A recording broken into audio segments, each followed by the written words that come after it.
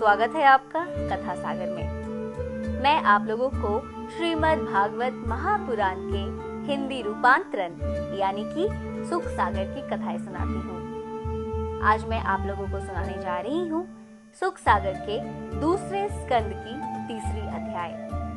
इस अध्याय में हम जानेंगे कि कौन से देवी देवताओं के उपासक पूजा से किस वस्तु की प्राप्ति होती है। तो कथा शुरू करने से पहले मेरी एक छोटी सी विनती है, अगर अभी तक आपने नहीं किया है चैनल को सब्सक्राइब और पहली बार कथा सागर के चैनल पर आए हैं तो कथा सागर के परिवार से भी जुड़ जाएं और कर दे चैनल को सब्सक्राइब करने के बाद बेल आइकन जो घंटी वाली आइकन होती है उसको जरूर हिट करें, जरूर क्लिक करें और उसको क्लिक करने के बाद ऑल नोटिफिकेशंस को जरूर ऑन कर दें। तो अब ज्यादा विलंब ना करते हुए भगवान की चरणों में अपना सिर झुकाकर उनसे आशीर्वाद लेकर स्नेह मग्न होकर ध्यान एकाग्रचित कर भगवान में लीन होकर एक बार मेरे साथ बोलिए, ओम नमो भगवते वासुदेवाय नमः। कथा कुछ इस प्रकार है। श्री सुखदेव जी बोले, हे राजा परीक्षित, मृत्यु के निकट पहुंचने वाले मनुष्यों के लिए जो आपने मुझसे पूछा वो मैंने आपको कहा। अब एक दूसरा सिद्धांत सुनिए। उपासक जिस देवता की उपासना करता है वह उसे अवश्य ही प्राप्त होता है। जिसे ब्रह्मा तेज प्राप्त करने की इच्छा हो उसे चाहिए कि वो ब्रह्मा जी की उपासना और पूजा करे। इंद्रियों की चतुरता चाहने वाले को चाहिए कि वो इंद्र की पूजा करे। अगर किसी को संतान की इच्छा है तो संतान की इच्छा वाले पुरुषों को दक्ष आदि प्रजापतियों का पूजन करना चाहिए। जो लक्ष्मी की चाहना करते हों उन्हें दुर्गा जी की उपासना और पूजा करनी चाहिए। इसी प्रकार तेज के चाहने वाले पुरुषों को अग्नि की पूजा करनी चाहिए। अगर किसी को धन की अभिलाषा है, धन की चाहत है तो धन चाहने वाले को वसु देवताओं की पूजा करनी चाहिए। अगर प्रभावशाली बनने की इच्छा है तो उसके लिए रुद्रों की पूजन करनी चाहिए, यानी कि रुद्र की पूजन करनी चाहिए। भक्ष्य भोज्य चाहने वालों को अदिति देवता की, स्वर्ग की कामना करने वालों को देवताओं की। अगर राज्य की इच्छा रखने वाले पुरुष हैं तो उनको विश्व वेदों की पूजा करनी चाहिए।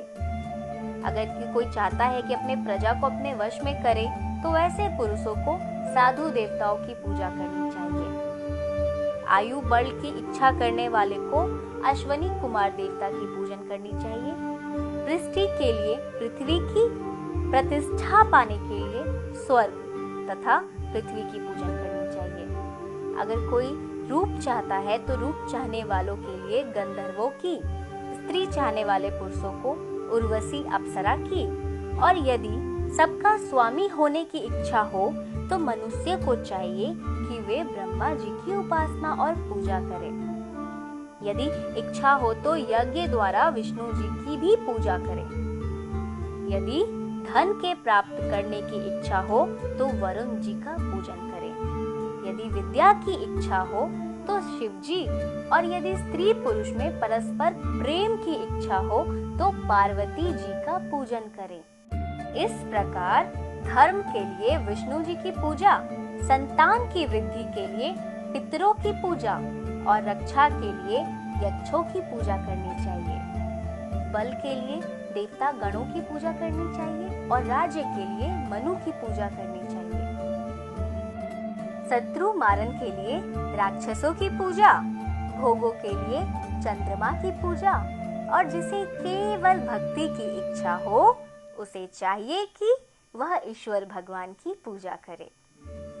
इतनी कथा सुनकर शौनक जी बोले, हे परम विद्वान सूत जी, जब श्री सुखदेव जी ने राजा परीक्षित से ऐसा कहा तो उन्होंने फिर कुछ पूछा या नहीं, और अगर पूछा तो फिर सुखदेव जी ने क्या कहा?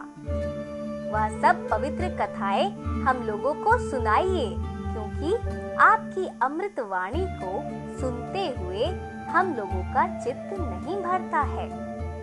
आपके इस कथन से तो यही प्रकट होता है कि राजा परीक्षित विष्णु जी के बहुत बड़े भक्त थे और भगवान सुखदेव जी भी विष्णु जी में परम परायण थे।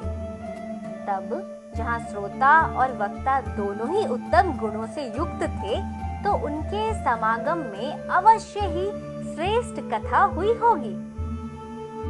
तो ये जो सारी कथाएं हैं वो सूत जी शौनक जी को सुना रहे हैं। उसी के बीच बीच में शौनक जी सूत जी से बातें करते हैं और अपनी बातें बोलते हैं, पूछते हैं सूत जी से। तो यहाँ पर शौनक जी सूत जी को ये सारी बातें बोल रहे हैं कि राजा परीक्षित भी बहुत बड़े विष्णु भक्त हैं और श्री सुखदेव जी भी बहुत बड़े विष्णु भक्त हैं, और जब वक्ता और श्रोता दोनों ही बहुत बड़े विष्णु भक्त हैं, तो उनके बीच की जो बातें हुई होगी, उनके जो समागम है वो अत्यंत श्रेष्ठ हुई होगी। तो वो जो सारी बातें हुई हैं, वो सारी कथाएं हुई हैं, अत्यंत श्रेष्ठ जो कथाएं हैं, वो सारी कथाएं आप हमें सुनाइए। और इसके बाद शौनक जी सुखदेव जी से बोलते हैं कि हे मुनि, उन पुरुषों को धन्यवाद है जिनका समय विष्णु जी की वार्ता में व्यतीत होता है, किंतु जो लोग इसके विपरीत हैं, उन्हें व्यर्थ ही इस पृथ्वी पर जन्म लिया है। व्यर्थ ही उन्होंने इस पृथ्वी पर जन्म लिया है, क्योंकि उनकी बातें, उनकी तो ध्यान ही नहीं लगती है विष्णु जी में। फिर क्यों उन्होंने जन्म लिया है? क्योंकि पृथ्वी पे तो ऐसी बहुत सारी चीजें हैं। यदि केवल जीना ही मनुष्य के आयु बल का फल माना जाए, अगर सिर्फ जीना ही एक फल माना जाए कि हाँ इंसान आ गया है पृथ्वी पे, उसका आयु बल का फल है, तो क्या वृक्ष नहीं जीते हैं? क्या कुक्कुर सांस नहीं लेते हैं? तो पृथ्वी पर ऐसी बहुत सारी चीजें हैं जिनमें आयु तो होती है, लेकिन अगर मनुष्य का रूप मिला है, तो अगर विष्णु जी की वार्ता में अगर वो ध्यान नहीं लगाता है, विष्णु जी में मन नहीं लगाता है, तो क्या फर्क है उस मनुष्य में और क्या फर्क है उस कुक्कर में, क्या फर्क है उस कुत्ते में? तब तो वो उसी के बराबर हो जाता है फिर। लेकिन अगर मनुष्य का रूप मिला है, मनुष्य का जीवन मिला है, तो क्या करना चाहिए? विष्णु जी की वार्ता में व्यतीत होना चाहिए, उनमें ध्यान लगाना चाहिए, क्योंकि श्वास तो वो कुक्कुर भी ले रहा है ना? और वो भोजन तो कुक्कुर भी करते हैं, स्त्री प्रसंग वो लोग भी करते हैं। वो मनुष्य कुत्ता, सुकर, ऊंट और गधों के समान होते हैं, जिसके कानों में विष्णु जी का नाम नहीं सुनाई पड़ा होता है। हे सूत जी, ऐसा शौनक जी सूत जी को कहते हैं कि हे सूत जी, मैं उनके कानों को चूहों का बिल समझता हूँ, जिसमें विष्णु जी के चरित्रों का शब्द नहीं सुनाई पड़ता। उस मनुष्य के मुख की जिह्वा, जो जीभ होती है, वो जीभ जो है, मुंह की जीभ मेढक की जिह्वा के समान है, जो विष्णु जी के चरित्रों का गान नहीं करती है। रेशमी पगड़ी और किरीट सेवित मस्तक भार स्वरूप है, जो विष्णु जी के सामने नहीं झुका। इसीलिए विष्णु जी के सामने सर तो हमेशा झुकाना ही चाहिए, आशीर्वाद लेना ही चाहिए।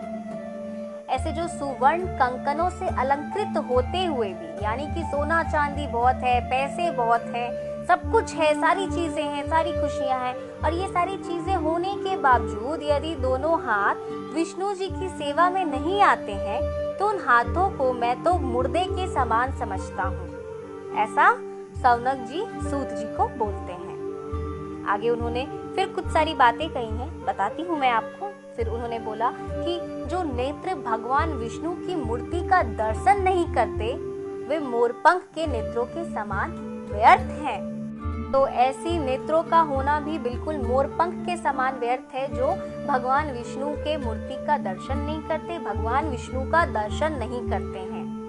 उन मनुष्यों के दोनों पैर जो भगवान विष्णु के क्षेत्रों को नहीं जाते, तो जो वैसे पैर होते हैं, वो पैर वृक्ष के जड़ के समान है, यानी कि वो पैर बिल्कुल स्थूल हैं, एक ही जगह पर टिके रहते हैं, भारी हैं, और वो भगवान के क्षेत्र, यानी कि ना मंदिर जाते हैं, ना अपने घर के मंदिर, अपने घर में स्थापित किए हुए भगवान के सामने जाकर भगवान के चरणों में अपना सिर झुकाते हैं। तो वैसे जो पैर होते हैं, वैसे पैर कैसे होते हैं, तो बिल्कुल वृक्ष की जो मोटी मोटी जड़ें होते हैं, जो मोटी मोटी जड़ें जो एकदम जमीन के अंदर स्थूल होते हैं, वो उसके समान है। आगे वो बताते हैं, सौनक जी बताते हैं कि जो विष्णु जी के भक्तों की चरण रज को अपने सिर पर नहीं चढ़ाता, वह जिंदा ही मुर्दे के समान है।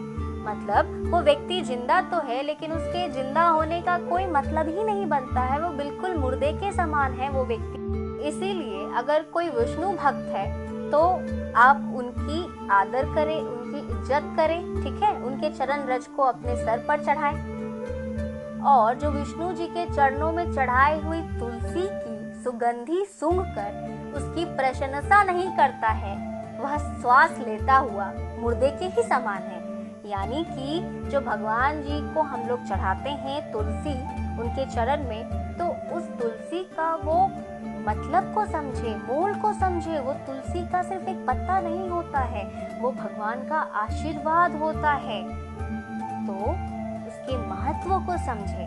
अगर आप नहीं समझते हैं तो आप समझ लीजिए कि आप एक मुर्दे के समान हैं। उस तुलसी के पत्ते का अनादर नहीं कीजिए, अपमान नहीं कीजिए। आगे सौनक जी बोलते हैं कि ऐसे इंसान जो भगवान विष्णु के नाम से ही घृणा करते हैं, वैसे इंसान के हृदय में हृदय का वास नहीं होता है, बल्कि वैसे इंसान बिल्कुल पत्थर के समान होते हैं, जो इंसान भगवान विष्णु के नाम से घृणा करते हैं। आगे वो बोलते हैं सूत जी से कि हे सूत जी, आप भगवान विष्णु के भक्तों में मुख्य हैं, जो भक्त लोगों के मन के अनुकूल ही प्रिय कथा कहते हैं। सो हे परम आत्मज्ञानी सूत जी, राजा परीक्षित के प्रश्न पर श्री सुखदेव मुनि ने जैसे जैसे भगवान का यशगान किया हो, वह सब कथा हम लोगों को सुनाइए। तो आगे की कथा में हम जानेंगे कि भगवान का यशगान कैसे किया गया है। श्री सुखदेव जी मुनि ने राजा परीक्षित को कौन कौन सी कथाएं बताई हैं भगवान विष्णु के बारे में। अभी ये तीसरा अध्याय यहीं पर संपूर्ण होता है। तो सबको ही बोलिए ओम नमो भगवते वासुदेवाय नमः। अगर आप पहले के कथा को नहीं सुन रखे हैं तो एक छोटी सी विनती मेरी ये भी रहेगी आपसे कि आप पहले के कथा को अवश्य सुने। वो इसलिए मैं कह रही हूँ क्योंकि सुख सागर में सारी कथाएं जुड़ी हुई रहती हैं। तो अगर कथा को अच्छे से समझना है कि क्यों राजा परीक्षित जी श्री सुखदेव जी से ये कथाएं सुन रहे हैं, या फिर क्यों सूत जी सौनक जी को ये सारी कथाएं बता रहे हैं, ये सारी जो बातें बता रहे हैं सुखदेव जी और राजा परीक्षित के बीच में जो सारी बातें हुई वो क्यों बता रहे हैं, तो ये जानने के लिए बहुत ज़रूरी है कि आप पहले के कथा को सुनें। और मैं बात कर रही हूँ महात्म्य वर्णन से। अगर आप महात्म्य वर्णन से कथा सुनेंगे, प्रथम अध्याय से सुनेंगे महात्म्य वर्णन के, तो आपको चीज़ें ज़्यादा अच्छी से समझ में आएंगी कि हो क्या रही हैं चीज़ें, कैसे कैसे ये कथा जो है वो आगे बढ़ी है। तो एक दूसरे से ये सारी जो कथा है वो जुड़ी हुई है और बहुत मज़ा आएगा। आप अपने धर्म को जानिएगा, आप भगवान में और ज़्यादा लीन होइएगा, मन शांत होगा आपका, यकीन मानिए बहुत अच्छा लगेगा आपको। तो एक बार अपना जो रुझान है वो भगवान की तरफ और ले जाइए। और मैं तो ये कहूँगी कि अच्छी अच्छी बातों को अपने तक बिल्कुल भी सीमित नहीं रखिए। चाहे इस संदर्भ की मैं बात करूँ, चाहे किसी भी संदर्भ की मैं बात करूँ, किसी भी संदर्भ में आप जाएं, तो जो अच्छी चीज़ें होती हैं, अच्छी बातें होती हैं, वो अवश्य ही दूसरों में बांटिए, दूसरों तक पहुँचाइए, ताकि लोग जो हैं वो सीखें, लोग जो है वो जान सके अच्छी अच्छी बातों को। तो इसे शेयर भी ज़रूर कीजिए और अच्छे से रहिए, खुश रहिए, आनंदित रहिए, शांतिमय जिंदगी व्यतीत कीजिए, सुकून से रहिए। धन आना नहीं रहना वो बड़ी बात नहीं है, जीवन में शांति का होना बहुत बड़ी बात है। और मानसिक शांति जो है वो रहे आपकी जिंदगी में। मैं यही कामना करती हूँ भगवान से। भगवान अपनी आशीर्वाद जो है हम सब बच्चों पर ऐसे ही बना के रखें, ऐसे ही हमें हंसता हुआ जिंदगी प्रदान करें। ये सबसे बड़ी बात है। तो हंसते रहिए, दूसरों को हंसी दीजिए, हंसी खुशी दीजिए, खुश रहिए, खुशियां बांटिए, सब में आपस में मिलकर रहिए, एक दूसरे का ख्याल रखिए। अब मैं लेती हूँ आपसे विदा, जल्द मिलूंगी चौथे अध्याय के साथ। ओम शांति।